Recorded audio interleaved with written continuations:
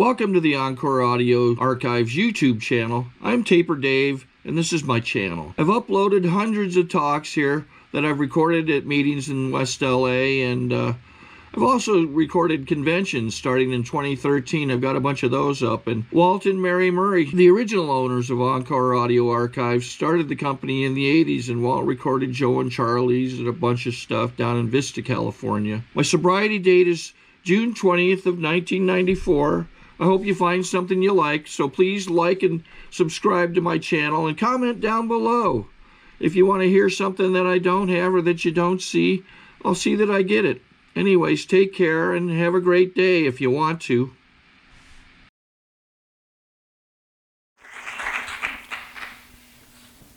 Bob, alcoholic.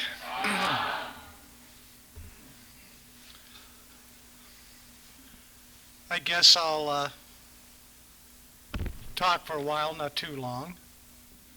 I want to thank Leslie for being a great hostess, and I'm kind of curious to see what's going on tonight with me. It's been a pretty interesting last week. Mother's Day. My worst holiday every year is Mother's Day. And a guy, last Wednesday night, I took this 20-year-old to a meeting that I've been working with, and he took his 30-day chip on Wednesday night. Thursday, he got drunk, and Thursday afternoon, he blew his brains out. And so, and I guess the thing for me in Alcoholics Anonymous is that I've become okay on experiencing sorrow and grief, and his name was Bo, and I miss Bo. And the difference, I guess, to before Alcoholics Anonymous is I was just numb to everything. So in AA, you know, there's this word called joy that we get a lot of, but there also, you know, we're here, it's life. There's pain, there's sorrow, there are losses. Just found out a couple hours ago that Dr. Paul passed away this morning, and for those of you who don't know him, he has one of the chapters in our book. And the great thing about, you know, passing away and sober in AA is you're not forgotten, at least the people that know you. My sponsor, I could say I'm going to be all over the place tonight. My sponsor died almost 2 years ago, and he was my main man, a guy named Eddie Cochran, and when he passed away, he had 47 years sober. And I feel like I'm one of the most blessed people because the men I got well, you know, getting sober with Eddie meant that I got his group of friends, and there were these guys like Norm Alpe and Eddie Regan and Mike Ross, just all men who died with over 40 years sober, and I was fortunate enough to go be with them when I was new. And I like saying their names because when I say their names, they're with me, you know. And well, back to Mother's Day. It all started when I was 9. I can't remember being real happy before then, but when I was 9, my mother tried to kill me with a butcher knife, and I witnessed her killing the next door neighbor who tried to rescue me, and she cut off his hands at the wrist, and for some reason I had locked myself in the bathroom. She broke down the door. I had laid down in the bathtub, and she put his left hand on my chest, and she began speaking in tongues. Mom was having a spiritual experience. So also it was hard when I came to AA because my sponsor Eddie said, you know, that I had to get a God, and I said, no, you know. And he said, okay, we'll make an exception for you. I, as your sponsor, and Alcoholics Anonymous is going to make an exception for you. For you, you can't have no little God. You've got to get a gigantic, huge God. And that served me well in the time I've been here. So I was rescued. They took Mom away. Uh, she's still alive. She's been locked up for 46 years. I went up and saw her over Easter. And so Mother's Day is like this Mother's Day, I went out to get something to eat and went into this restaurant. And, Mother's Day is full of mothers, and out with their families. And this restaurant I'm in, every mother got a yellow rose. I'm thinking I'm getting suicidal. I need to get out of this restaurant, So then I walked down the promenade in Santa Monica where I live, and there was an old black blues band playing. And I thought, better not listen to this, better go to a meeting. So I went to a meeting. So Mother's Day is not my favorite holiday.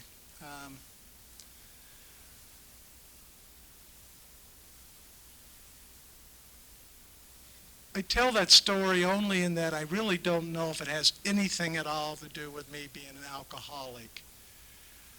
But the one thing I'm convinced of, it has to do with the word called shame. When your own mother tries to kill you, you feel kind of unlovable. And that's what I kind of took out in the world with me when I was 9, was this kind of belief system that I am completely worthless and completely unlovable. And I found alcohol when I was 12, and you all that are alcoholics here know what happened for me. It was magic. It didn't matter about Mom anymore. Didn't feel that shame anymore. It's the first time I ever felt right that I could ever remember. And the first time I drank, I got drunk. And I drank alcoholically from the beginning. And when you're 12, it's kind of hard because they want you to go to school and do things. And so I left home and I moved to Skid Row, downtown LA. And I drank in the bars on Skid Row that had sawdust on the floor, and they never changed the sawdust.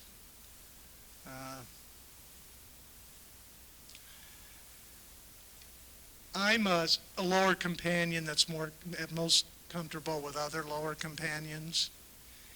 And lower companions, we have this handbook. It's the Lower Companion Handbook. And one of the chapters in the handbook is you don't say anything awkward, embarrassing, or uncomfortable to each other. So the years that I was on Skid Row, starting at age 12, nobody ever asked me, what am I doing there? Nobody ever asked me, where's your parents? Nobody ever asked me, why aren't you in school? I could just drink the way I wanted to drink. Because I was the only kid down there then. The winos and the winettes kind of looked after me and always made sure I had a little food. And I liked Skid Row. It was safe.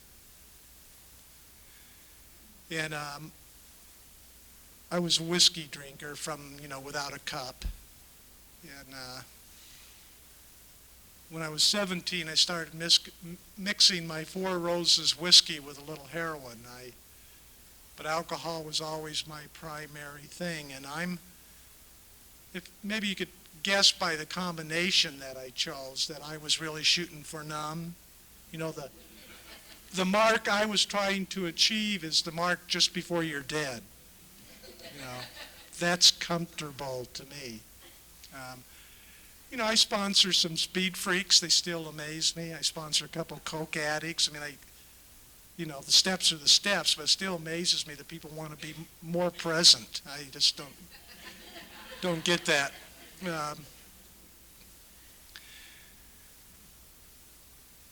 I got in a little bit of trouble.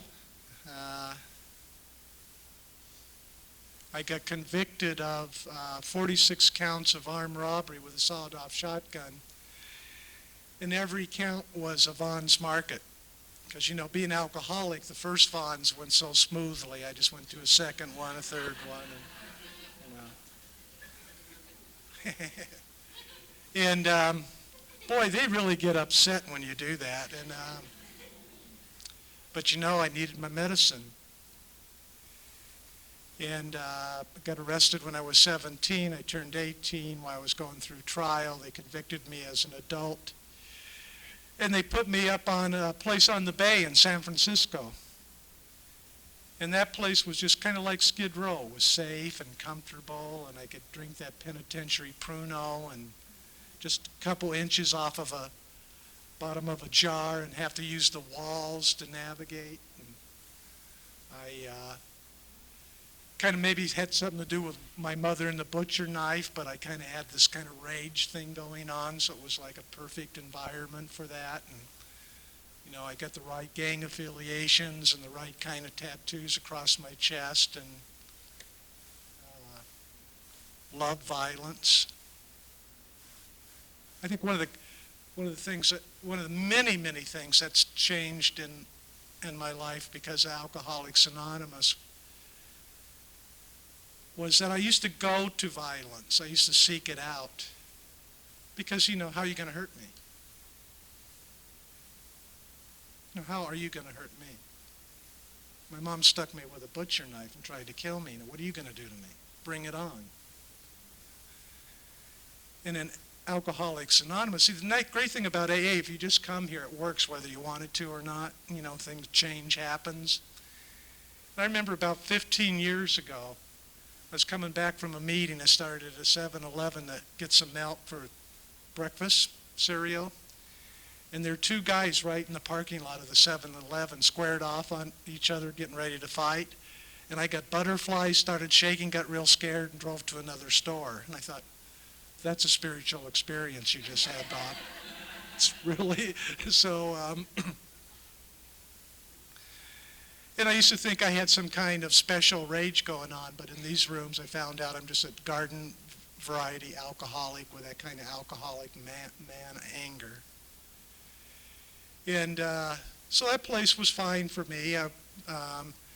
I had a cellmate up there in San Quentin for a couple of years, a guy named Danny T. And Danny T left there to go to Folsom. And when he speaks, you could ask him why. I'm not going to tell you, but he went to Folsom. So I figured I'd never see Danny T again. And 6 years later, I'm back on the streets. I'm in a market, not a Vaughn's. I chose a different kind of market. And I've got a shopping cart, and I'm getting food items. You know, I'm going up to, like, you know, where they keep the milk and the cheese, so I could look in there and make sure they're not guys back there waiting for somebody like me to come in. And I've altered a shotgun. I've got it sawed off, and I took some men's suspenders with eye hooks so it could hang loosely over this, and I got my jacket over it. And if there are any armed robbers in the room, you know what I mean. You have to wait for that intuitive feeling that it's okay to go forward. So I'm kind of waiting for that. And this guy, Danny T, comes down the aisle, and he recognizes me.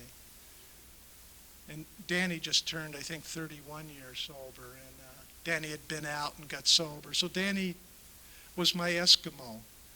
He 12-stepped me in the market. He took me home, put me on his couch, and started taking me to you folks. And I think what got me coming was Danny was the middleweight champion of San Quentin. He's a movie star now, and some of you probably know him. And I always say to him, when are you going to learn how to act? You always play yourself. You're always in the penitentiary, and you're always getting killed. But Danny was taking me to meetings, and what I was seeing with Danny is that there was laughter. Danny was laughing. I don't remember laughing. I didn't laugh, but I saw Danny was laughing. And having been with Danny in the penitentiary, I knew Danny wasn't the kind of person that laughed. So I was attracted to that. And I was here a couple of weeks, and I met Eddie Cochran at a meeting, and he kind of said, I'll be your sponsor. And Danny wanted me off the couch, so they put me in a sober house called Chandler Lodge in North Hollywood, and still there. I mean, bare bones. Ain't nothing fancy about that place. Get as many in the room as you can and go to meetings. So I went to 2 meetings every day. And Eddie, I always speak a lot about Eddie Cochran because he's the guy that, was my man. And Eddie was a happy alcoholic. His nickname was the Grasshopper, and I'm the angry, depressed type of alcoholic, so it's like a perfect match made in heaven, right?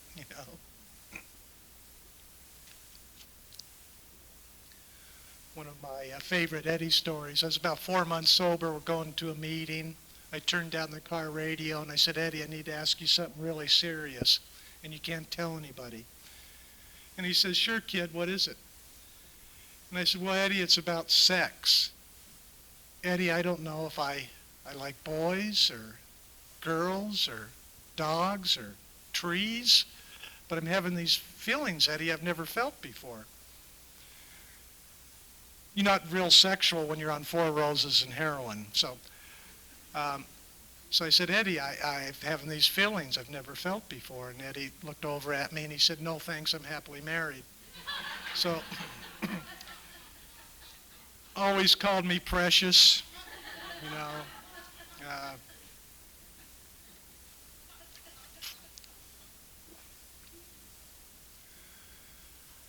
When I had about 6 months sober, Eddie called me up at Chandler Lodge and says, look, I can't pick you up tonight because my dad had a heart attack and he's in the VA hospital. I'm going to go be with him. But I've already made arrangements. There's a guy named Bob S. that's going to pick you up at 7:30. And I said, oh, okay, Eddie.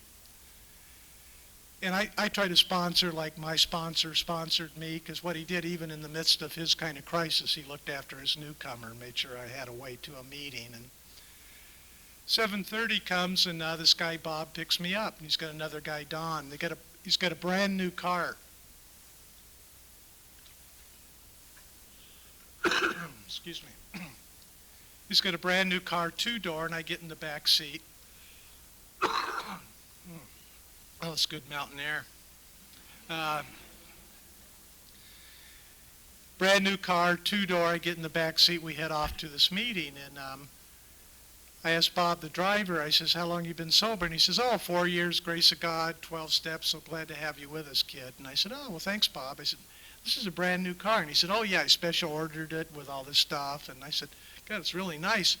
What kind of job do you have, Bob, to have a car like this? And he says, well, Bob, I'm a deputy sheriff, Los Angeles County Sheriff's Department.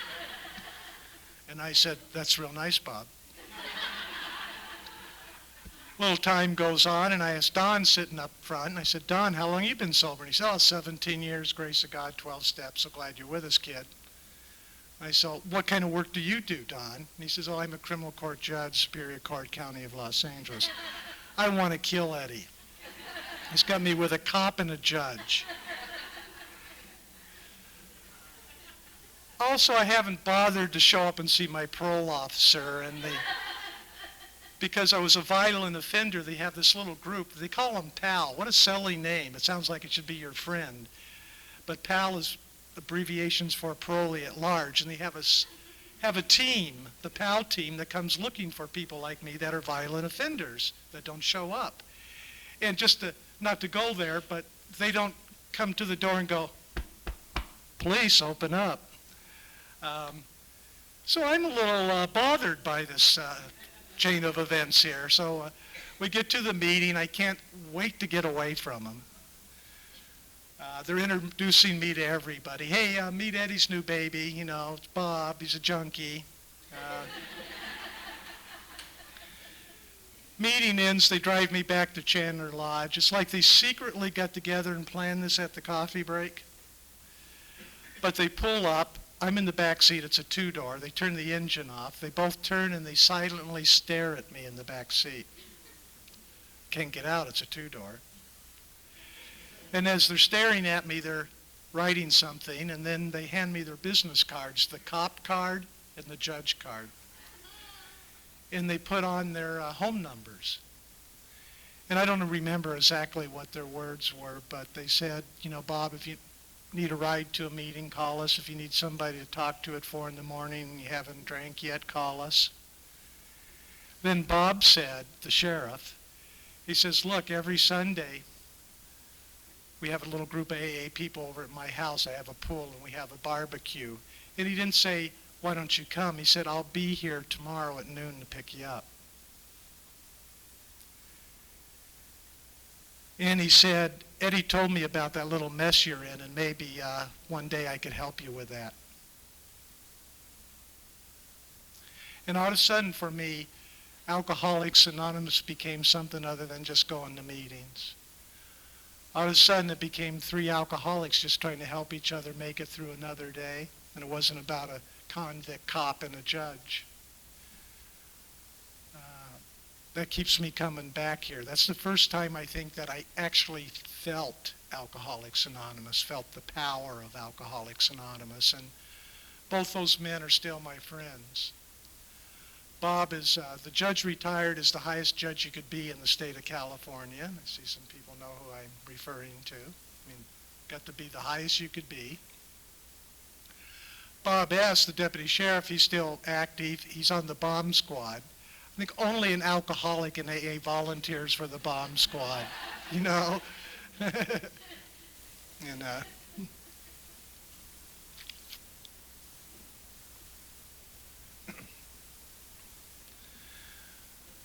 when I had 1 year sober, I went to a meeting and Eddie Cochran gave me my cake, and you know, he's saying happy birthday. I blew out the candle. I turned away from Eddie and he grabbed me and he held me, and there was a microphone up at the podium. It was the old Radford Clubhouse in North Hollywood, and he said really loudly, so I know everybody heard it. He says, "You know, kid, I really love you." And I went, uh-huh. I went and said, "Thank you for my cake," and I sat down. Then Eddie happened to be the speaker that night. And about 10 minutes into his talk, I started sobbing. You know, that kind of shuddering, you know, where you can't catch your breath. And what was going on for me is that I didn't cry when I was 9 years old when my mother tried to kill me. I wouldn't give her the satisfaction of seeing me cry or in pain. And I made a promise in that bathroom that I would never cry or never, ever let anybody get close to me or ever hurt me. All of a sudden I'm in an AA meeting, you know, with a year sober, and I'm shuddering. And I'm kind of going, what's going on here? What's going on here? And what was going on was at that kind of moment, that moment of clarity kind of happened for me where I understood what this man, Eddie Cochran, had been doing for me for a year. A complete stranger. Not only did he take me to meetings and take me through the steps, take me into his home, he fed me. He had to take me to J.C. Penney's and buy me Levi's and Town Craft so I'd have some clothes.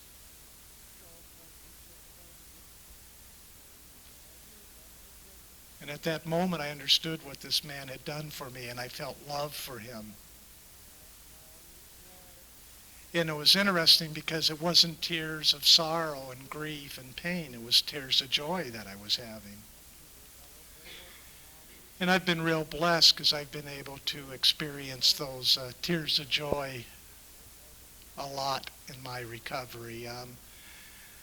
In October, I'll be celebrating 25 years, and in this time, the greatest gift I have is working with men. And you know, I get guys. There's a guy named Marv who I've sponsored for over 23 years. And last month, I gave Marv his 23-year cake at a meeting in L.A. But before I gave Marv his cake, he gave a guy named Jason, which he 12-step took to his first meetings and sponsored, his 1-year cake. A lot of joy. That's my kind of gasoline. I have to have a lot of that to keep my engine running because I've got a lot of noise up here, a lot of noise. And the only thing that seems to quiet that noise is when I'm in one of these rooms and I'm working with one of those guys.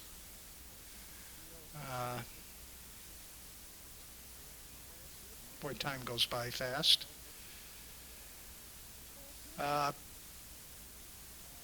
And in the years sober, I've known a lot of pain and I've known a lot of joy.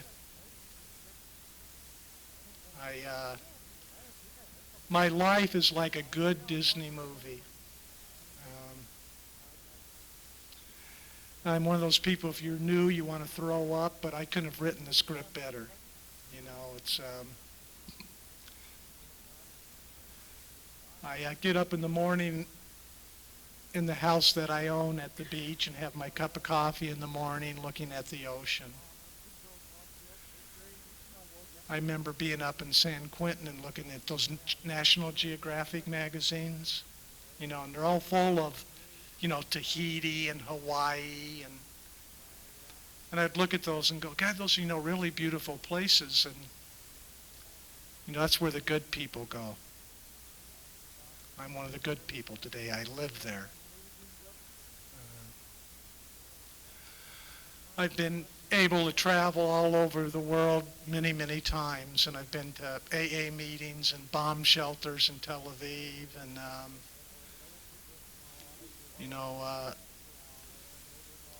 went to an underground AA meeting in the 80s in St. Petersburg, Soviet Union. And it was underground because you couldn't use, God was not a word allowed to be used in literature or conversation there. And so I went to this men's stag, underground men's stag in St. Petersburg. And then in 1995, I was able to go back there to St. Petersburg, no longer the Soviet Union, St. Petersburg, Russia, and attend the open meeting. And the secretary is a guy named Yuri, who I met the first time I was there. I feel so blessed because I go to AA wherever I am, you know, and I kind of do this thing. I got to do this thing. It's not about ego. It's about, because the only traveling I did out of LA County before AA was on this gray bus. There's not, you know, a stewardess offering you coffee, tea, or milk. You know, your legs are shackled to the floor and your hands are shackled to some guy really big next to you. And so I recognize being able to travel as a gift of Alcoholics Anonymous. And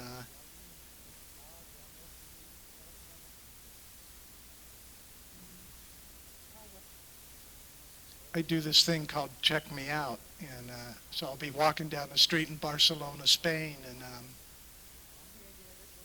and I'll go, check me out, I'm in Barcelona. This is pretty cool, you know, check me out, I'm in Nicaragua. I spent 2 weeks in Nicaragua in March of this year because I wanted to get away. If you want to get away, go to Nicaragua, it works. I go, check me out, I'm in Nicaragua. Pretty cool. I don't know if any of you remember that movie, Alive. It's about this group of, you know, plane crashes in the Alps, and they eat each other.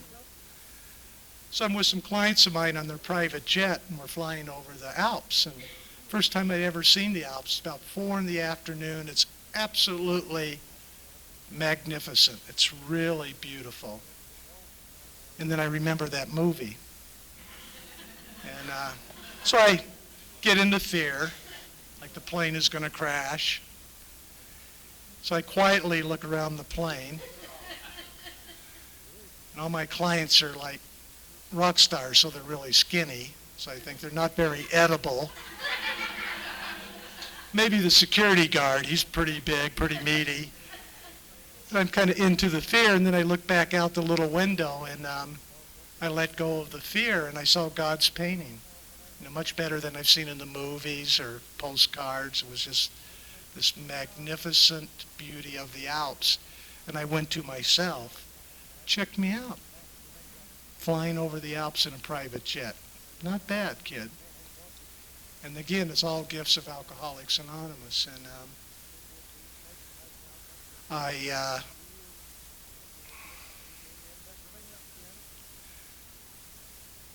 am again very blessed to have had those men in my life, the Eddie Cochrans, Eddie Regans, those guys, because they taught me the principles, they taught me the steps. they didn't do it with a lot of kindness. But that's kind of what I needed. I wouldn't be here tonight if I tried to get sober during the inner child phase in AA. I would have been in big trouble going back to being 9, you know. And what these men kind of taught me was that, you know, we don't really care, Bob, what you think about it, and we really don't care what you feel about it. And then they give me the action to take. So they had me talk about it. They had me inventory it. As a result of inventorying it, my sponsor said, go to the institution she's in and do a 9-step with her. And I told him he was crazy. Look what she did to me. And she said, no, look what you did to her, blaming her for it. So I went up to that institution and I made an amends to her. And I felt that freedom. 5 minutes after I was in the car driving away from the penitentiary that she's in, I felt that freedom. I'm not 9 years old anymore. And I'm 55 years old, coming up on 25 years sober. Got a ton of people in my life that love me and that I love. That's my reality. Today's Friday night. That's all I got to do is the rest of today.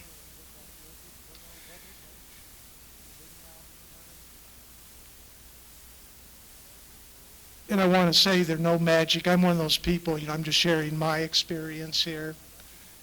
So I'm one of those folks that there's not some magic eraser came along and made me white as snow.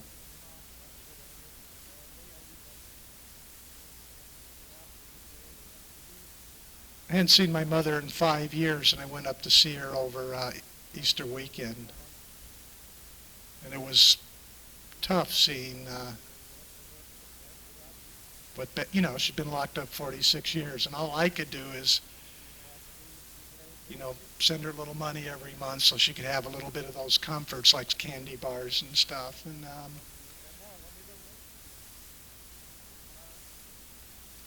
so it's not like that just gets erased. That's been my experience. What happens is it gets where I don't have to give it power anymore. It doesn't draw me in and hold me down anymore. I could say, okay, you're feeling this because of that, and what meeting you're going to go to, you know. Like a lot of my peers, there's some people here in the room that know I've been with, you know, liver disease and on a transplant list. And the good news is I've been on the transplant list for 2 years now.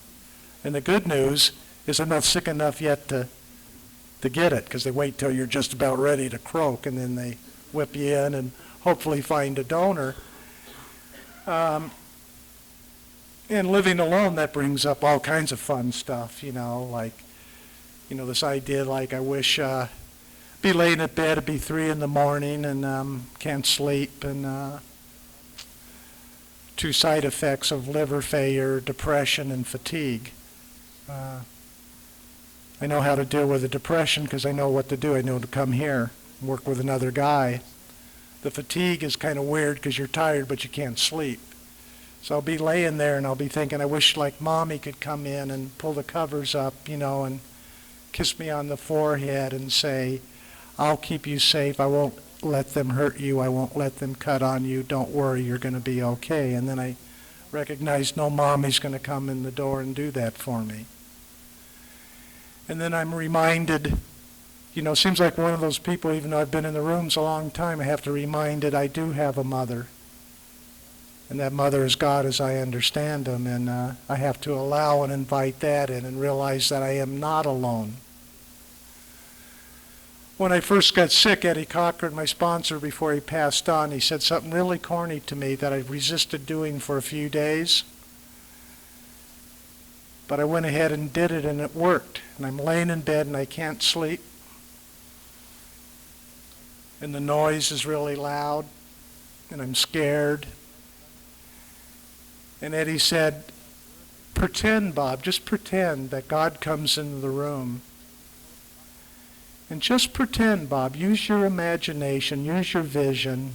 Just pretend you feel God embracing you. I went, oh, okay, Eddie, silly spiritual stuff.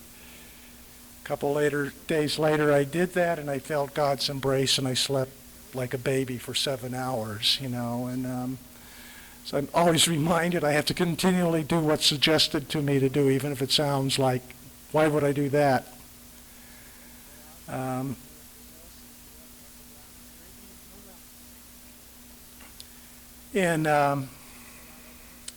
Yeah, maybe in closing here, the God thing is kind of real interesting to me. Maybe not to you, but to me.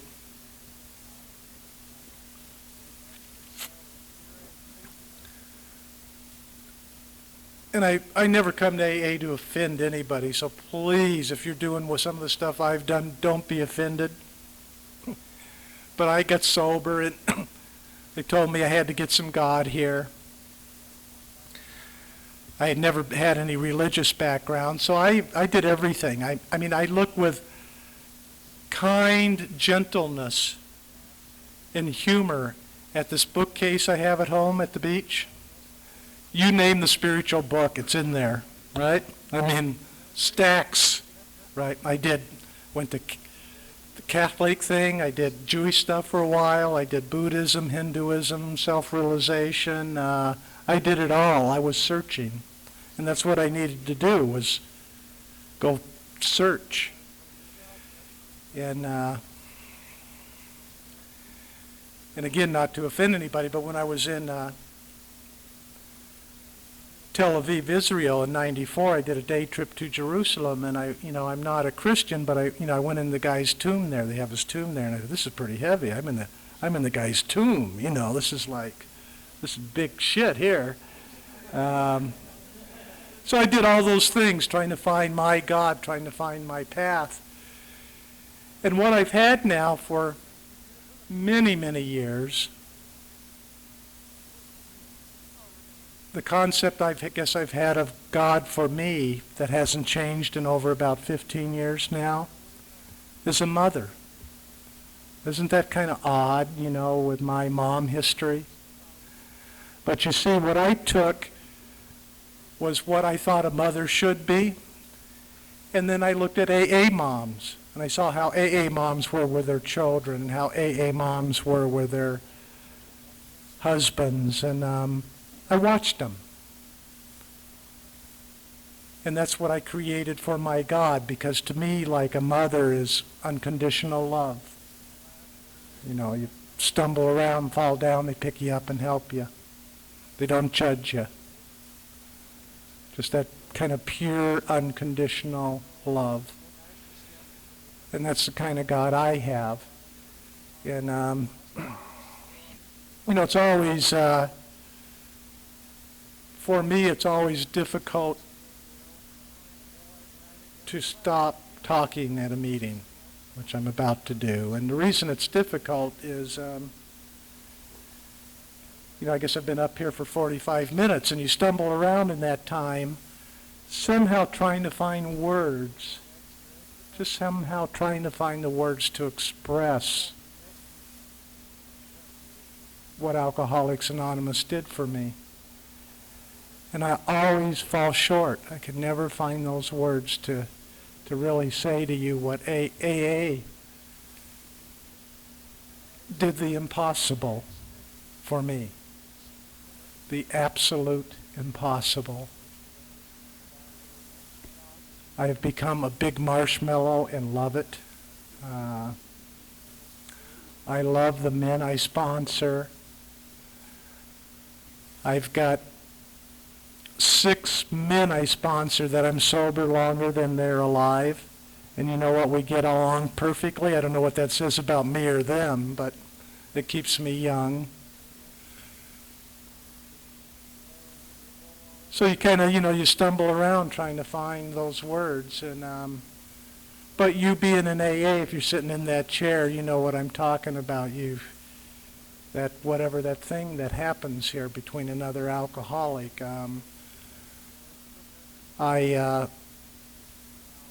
For the last 6 years, I've gone once a year This will tell you how really corny I have become.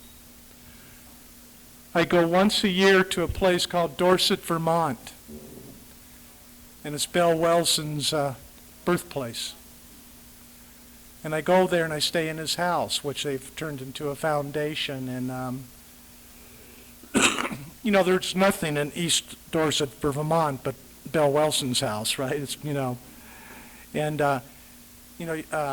first time I ever saw fireflies. I'm an LA guy, and what the heck is that? Those are fireflies. We have, we used to catch them as kids. And that's one of the things that I thought was kind of like, when I first got here, I felt a little bit of sadness. When I first got drove up by Leslie and Rick, I felt a little bit of sadness because they're saying this is a Boy Scouts. And a little bit of the sadness was, I guess if you listen to my story, I never made it to the Boy Scouts, I learned about knives, but never made it to Boy Scout. And then I let go. And the wonderful thing about the program is you could see I didn't need to feel envy or jealous or feel sad about that anymore, but for a few seconds, and I felt the feeling that I felt and I have right now is the feeling of delight and happiness that all those boys have a place like this to come to and run around and be with trees and,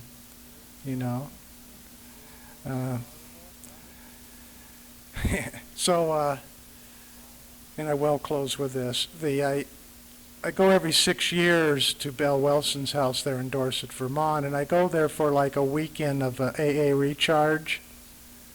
And I live in LA, so that's a bit of traveling.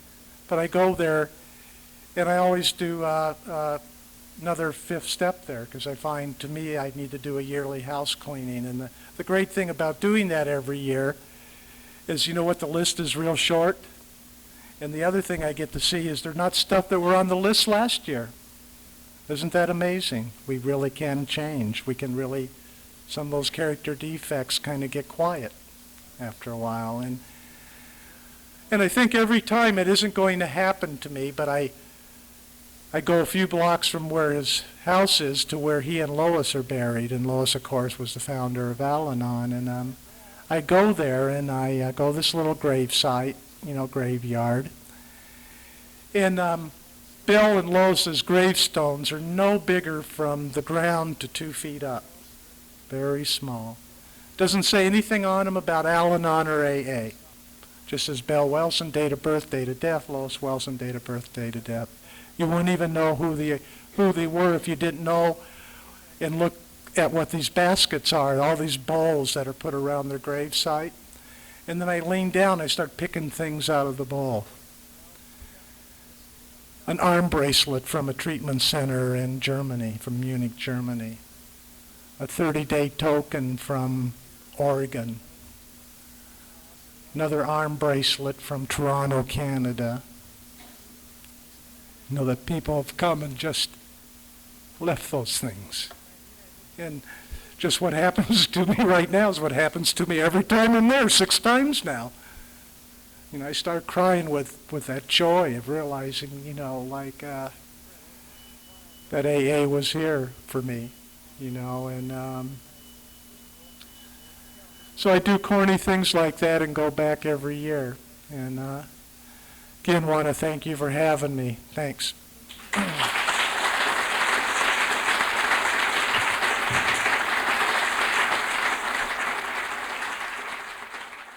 I think we got a great talk going on here. Thanks for watching the channel. Taper Dave here. Just curious, do you think this is better than Zoom? Okay, this is how I prepare my drone for launching. I like to do it inside the cab of my truck so I'm not standing outside in the weather. To install the joysticks for control, up and down, right and left, powered on. I have an Android phone that I use to connect it to the drone with. And it's actually controlled through the iPhone, through an app. Oops, wrong way. It's actually controlled through the iPhone, or through this Android phone, through the app. It's actually controlled through the Android phone, through an app, and you connect it through this short connection right here.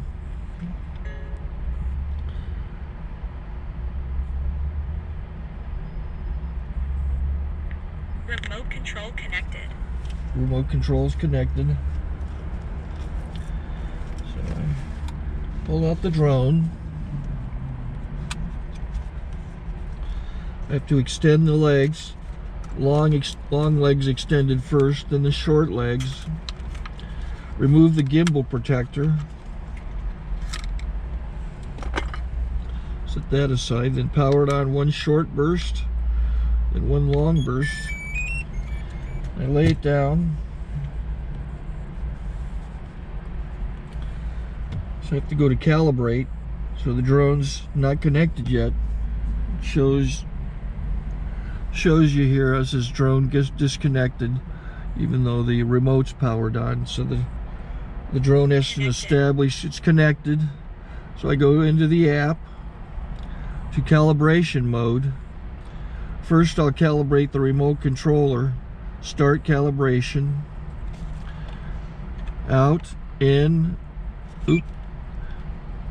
out, in, up, down, and then this little wheel is to control the gimbal.